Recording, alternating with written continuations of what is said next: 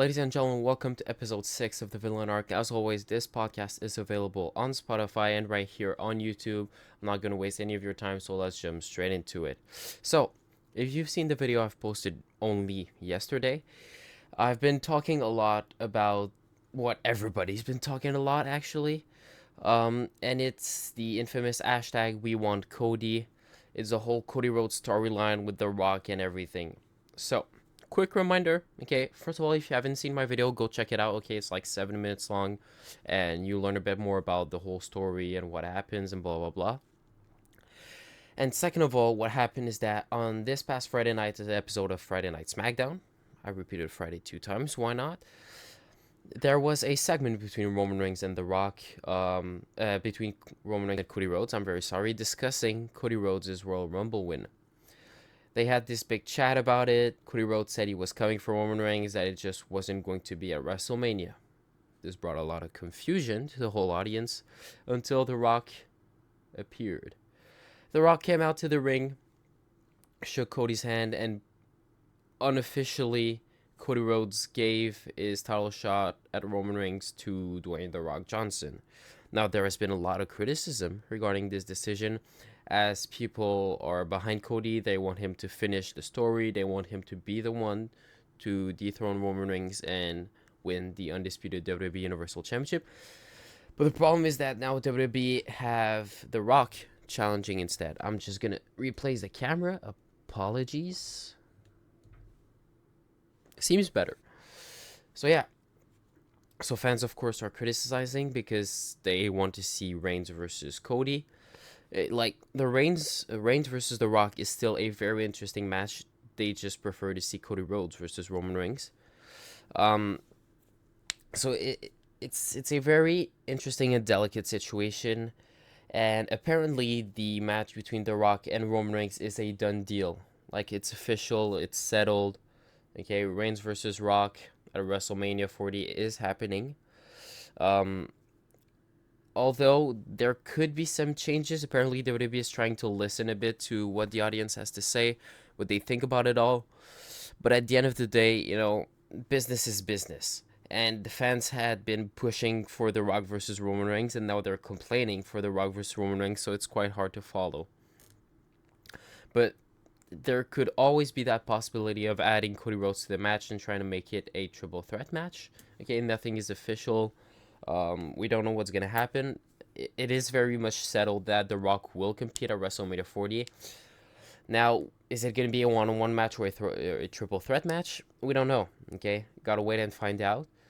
But yeah, if that match doesn't happen, if Cody Rhodes isn't involved in the match between The Rock and Roman Reigns, that means they're going to have to find something else for him. And if you've seen my episode last week, you know that Seth Rollins has set a challenge for Cody Rhodes. Seth Rollins wants to face Cody Rhodes at WrestleMania because Seth Rollins holds the true World Championship in WWE and blah, blah, blah. And there was a segment on this week's Monday Night Raw, once again between Seth Rollins and Cody Rhodes, and Rollins once again claiming that he wants to fight Cody Rhodes. Rollins said that Rhodes had defeated him in the past, and now to prove that he was better than he was before, he has to defeat Cody Rhodes once and for all.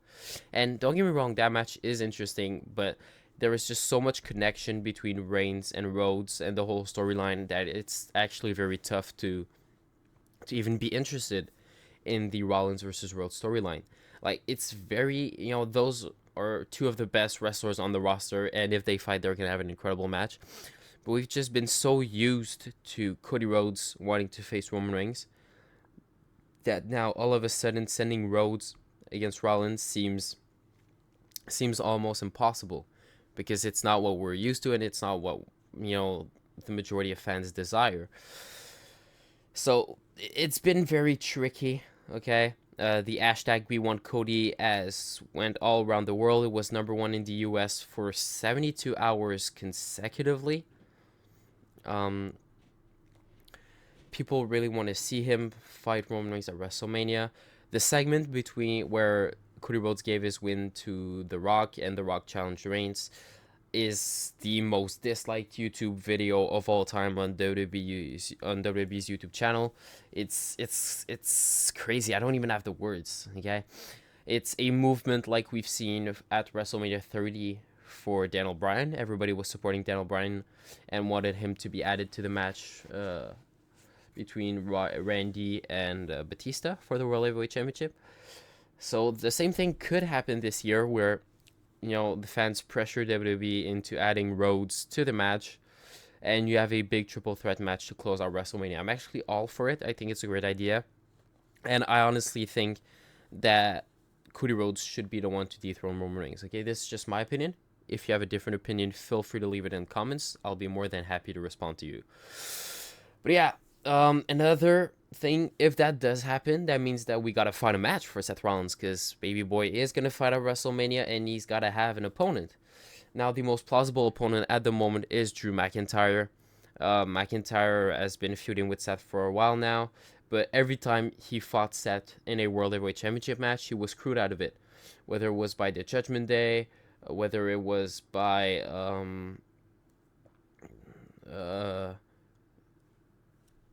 by the Judgment Day, by Sami Zayn, whether it was when he challenged Roman Reigns for the Undisputed Championship and he was screwed over by Solo Sikoa.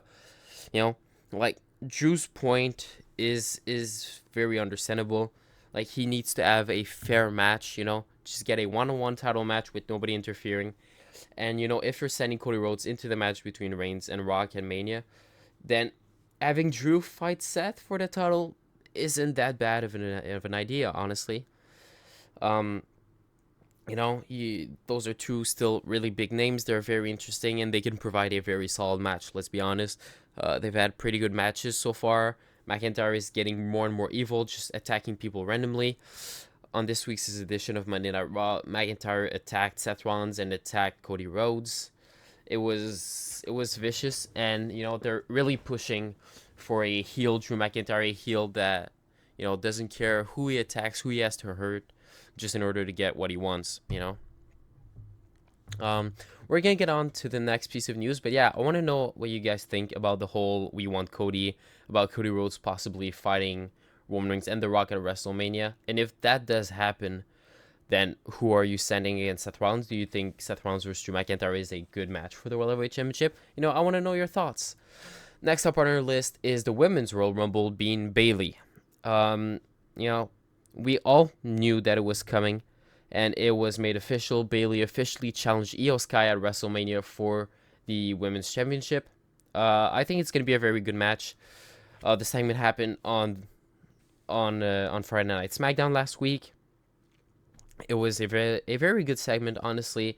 Bayley just flipped. She was tired of being used and, being betrayed and being overlooked by Damage Control.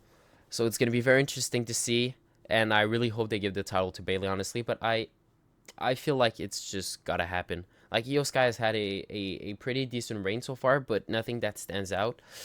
And Bayley finally doing some sort of a face turn, as Io Sky is a heel, and the fans are also cheering Bayley. I think she deserves a title run. She can do good with the title, and she just really deserves it. She's been wrestling for like the past 3 years. She's been there on every Raw or every SmackDown. She is a very, recurrent superstar on the roster, and she just shows up to the shows, gets beaten up if she has to, and doesn't complain, and that is a very good superstar. So yeah, what do you think? Bayley versus Io Sky at WrestleMania, are you excited for it? I am, ladies and gentlemen. Going to be a very, very good match, and I'm a Bayley fan. You gotta understand that. I love Bayley, and she really deserves this title shot, and she deserves to win. If she doesn't win, I am out. Okay? I'm going to go watch the UFC instead. Maybe I'll just make my whole channel about it. So, next up, Jey Uso is set to challenge Gunther. Okay? On Raw, he went and challenged Gunther. Came face to face with him, and I'm actually all for Jey Uso versus Gunther for the Intercontinental Championship. Jey Uso has been very, very popular ever since he started having his solo run, and he went to Monday Night Raw. And, until he faces Jimmy Uso at WrestleMania, which I really hope happens. Otherwise, once again, I'm going to go and watch UFC and stop with WWE. But, just in the meantime, until he gets to WrestleMania against Jimmy, I think having a 1 month feud with Gunther certainly can hurt. So, and I'm a big fan of Jey Uso, and it can help push him. Of course, Gunther is probably going to retain, as, if Gunther loses the title, it's going to be at WrestleMania, and eventually they're going to send him for the World Heavyweight Championship. But yeah, I like that Jey Uso is getting a push. I've always loved him, and against Gunther, and it's very interesting.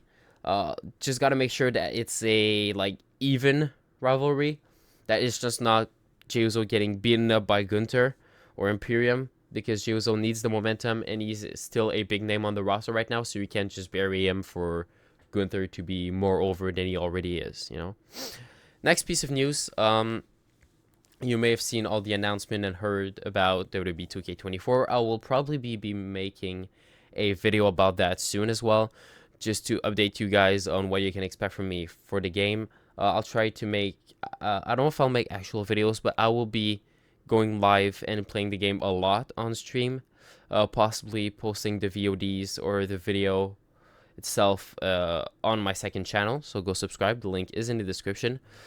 But yeah, talking about WWE 2K24, Brock Lesnar.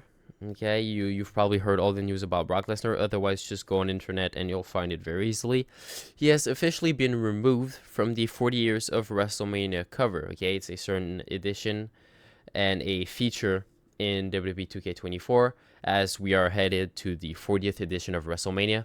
So there will be this, I think it's the showcase mode this year. It's going to be the 40 years of WrestleMania. And, yeah, Brock Lesnar has been removed from the cover, probably because of all the news and rumors surrounding the whole event with Vince McMahon and the allegations. Not going to talk about it too much. But, you probably know what it is by now, okay? Otherwise, just go check it out. It's very simple, very straightforward. A lot of articles to read about that. I just don't like to talk about it too much, I want to focus on the positive.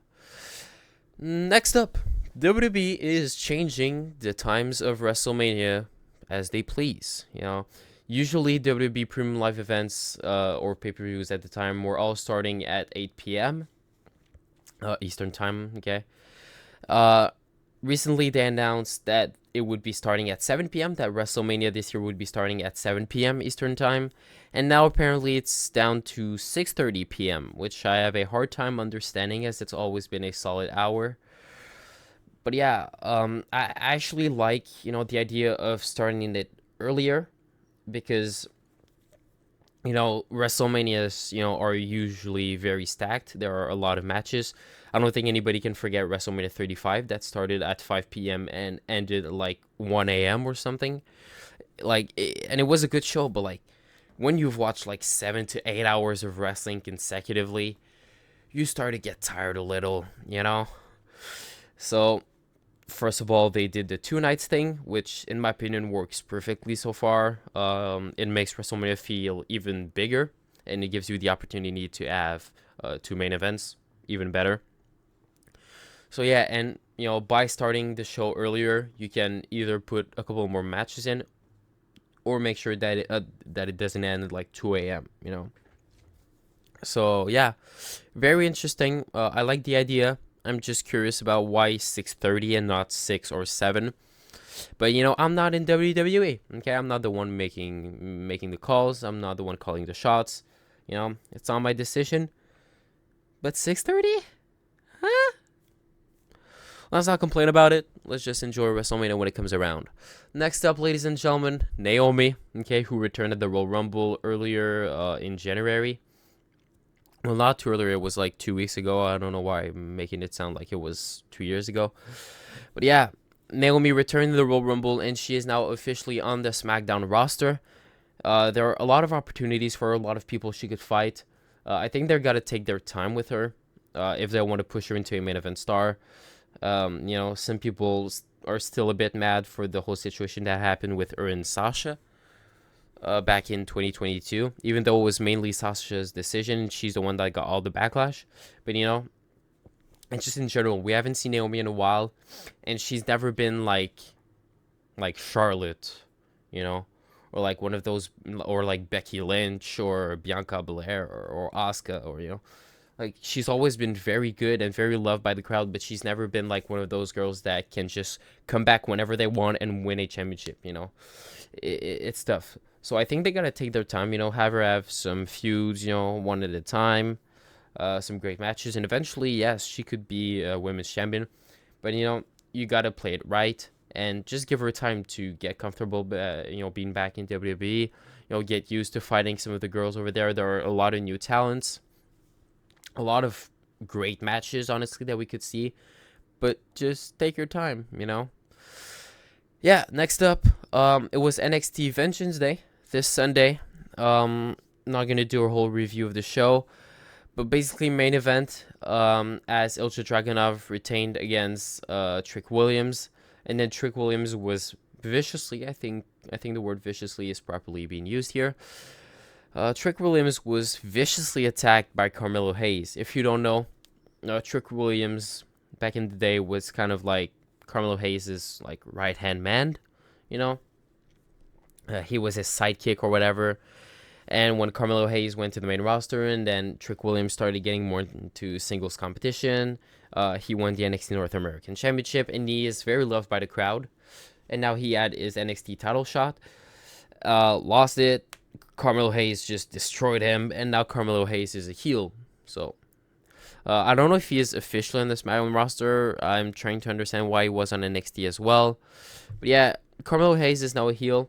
Probably starting a feud with Trick Williams. It could be very interesting to see. Both are very talented. Honestly, Carmelo Hayes is he's so entertaining to see.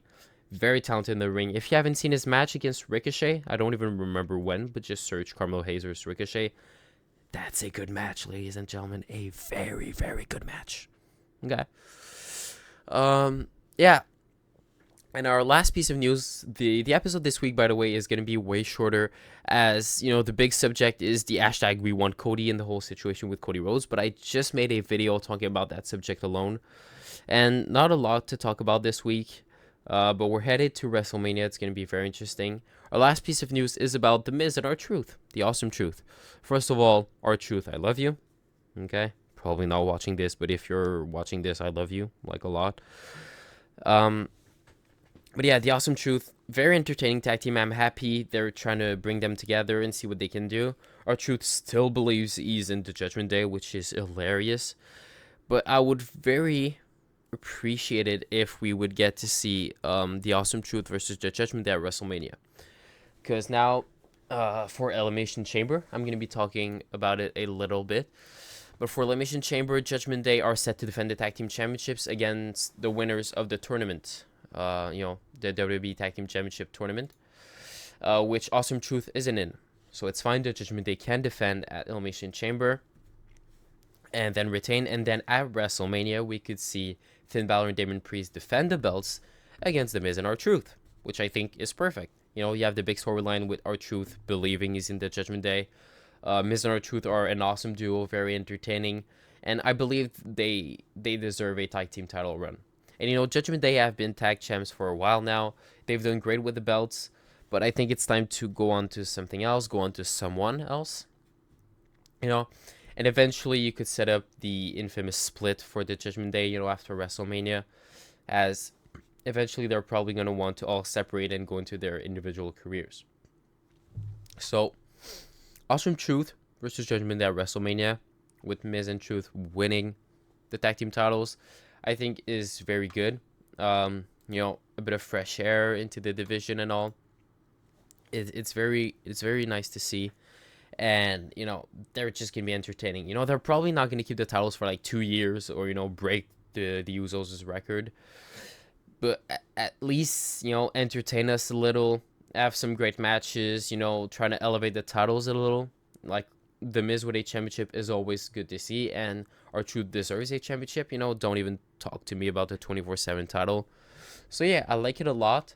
Next thing I wanted to do was to quickly talk about Elimination Chamber. At the moment, we only have 3 matches that are confirmed on the card, but we still have some time. It's set to happen on February 24th, 2024. In case you didn't know it was this year, it is this year. Don't even worry. But yeah, the first match is the Judgment Day, so Finn Balor and Damien Priest defending against either British Strong Style or DIY. Okay, British Strong Style is Pete Dunne and Tyler Bate, and DIY is Johnny Gargano and Tommaso Ciampa.